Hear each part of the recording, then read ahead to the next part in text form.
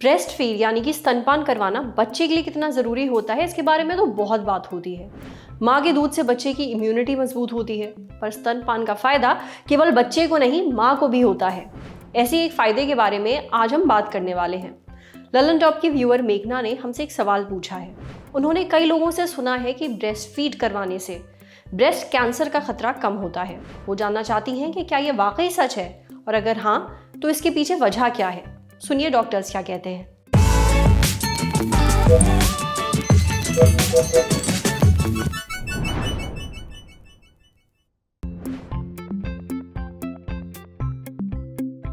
स्तनपान या breast feed कराना एक औरत के लिए सबसे नेचुरल चीज है।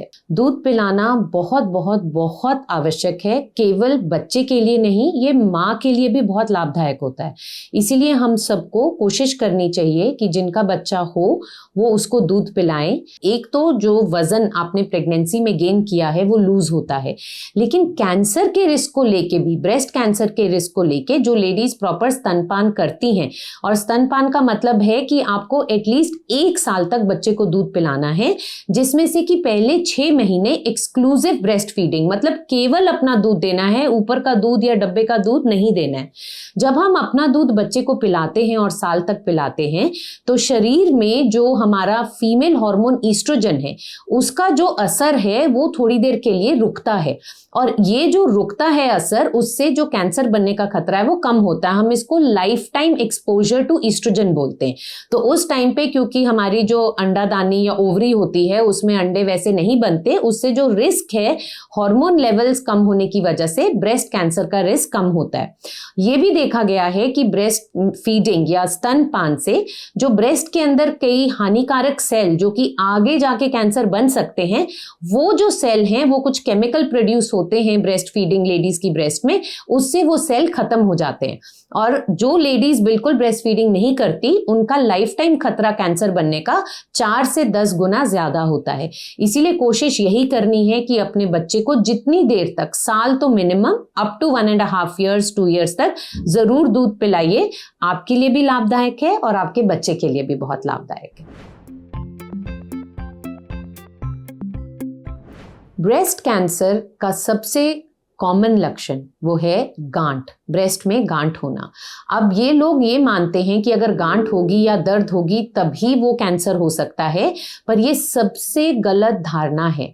गांठ जिसमें दर्द नहीं हो रहा वो ब्रेस्ट कैंसर का सबसे ज्यादा कॉमन लक्षण है। सो गांठ होना जिसमें दर्द नहीं हो रहा, निप्पल का अंदर की तरफ धंसना, निप्पल से खून या पानी का रिसाव होना, आपकी ब्रेस्ट की स्किन या निप्पल पे कोई ऐसा घाव होना जो 1-2 हफ्ते के नॉर्मल इलाज के साथ ठीक नहीं हो रहा है, या बगल में गांठ होना, ये सब कैंसर के लक्षण हो सकते हैं। सतर्क रहिए। कभी भी कोई ऐसा लक्षण हो तो खुद से ये समझ के नहीं बैठ जाइए कि ये खतरे का लक्षण नहीं है, डॉक्टर से जाके जांच जरूर करवाइए। स्तनपान से ब्रेस्ट कैंसर का रिस्क कैसे कम होता है ये आपने सुन लिया, पर ये मान के नहीं चल सकते कि अगर आपने ब्रेस्ट फीड किया है तो आपको जिंदगी में कभी भी ब्रेस्ट कैंसर नहीं हो सकता।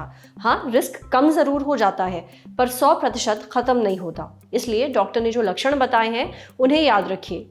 कभी भी कोई ऐसा लक्षण महसूस हो तो समय रहते डॉक्टर से जांच जरूर करवाएं। अब बढ़ते हैं सेहत के अगले सेगमेंट की तरफ, तन की बात। क्या फोन और कीबोर्ड पर हाथ चला चला कर उंगलियों में दर्द होने लगा है? जानिए ऐसे में क्या करें।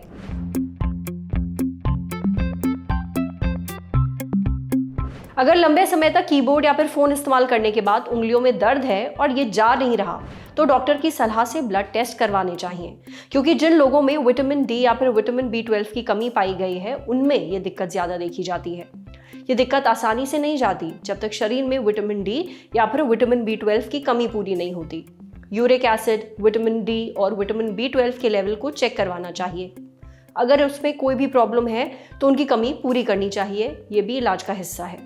फोन या कीबोर्ड पर काम करने से बच नहीं सकते, पर सावधानी रखते हुए और बाकी उंगलियों का सही इस्तेमाल करते हुए इस बीमारी से बचा जा सकता है। यानी कोई भी 2 उंगलियों पर प्रेशर ज्यादा मत डालिए, अपनी 10 की 10 उंगलियों पर जितना हो सके इस प्रेशर को डिवाइड करिए। जिन लोगों में ये परेशानी सिंपल ट्रीटमेंट जैसे कि सिकाई और बाकी उंगलियों के इस्तेमाल से नहीं जाती है, उनमें मेडिकल ट्रीटमेंट की जरूरत पड़ती है। इसमें सूजन कम करने की दवाइयां दी जाती हैं, या फिर जिस मांसपेशी में ज्यादा सूजन है उसमें इंजेक्शन भी लगाया जाता है। पर इस इलाज का इस्तेमाल 100 में से लगभग 20 लोगों में ही होता है। 80% लोगों में ये बीमारी बर्फ की सिकाई करने से ठीक हो जाती है। मोबाइल फोन को पकड़ने के तरीके में बदलाव लाने से भी देखने को मिलता है असर। इस्तेमाल का समय कम करने से भी फायदा होता है। सप्लीमेंट लेने से भी ये प्रॉब्लम कंट्रोल में आ जाएगी। समझे। अब बारी सेहत के आखिरी सेगमेंट की, खुराक यानी झक्कास सी हेल्थ टिप। जानिए बाजरा खाने के फायदे। क्या आपने कभी बाजरे की रोटियां खाई हैं? नहीं तो ट्राई करिए, क्योंकि बाजरा आपके लिए बहुत फायदेमंद है। आप इसकी रोटियां खा सकते हैं, खिचड़ी खा सकते हैं। बाजरे में होता है प्रोटीन, फाइबर और आयरन। साथ ही इसमें फास्फोरस की भरमार होती है। नतीजा, तंदुरुस्त हड्डियां। यही नहीं, आपको दिन भर अगर कमजोरी और थकान महसूस होती है तो उससे भी छुटकारा मिलेगा।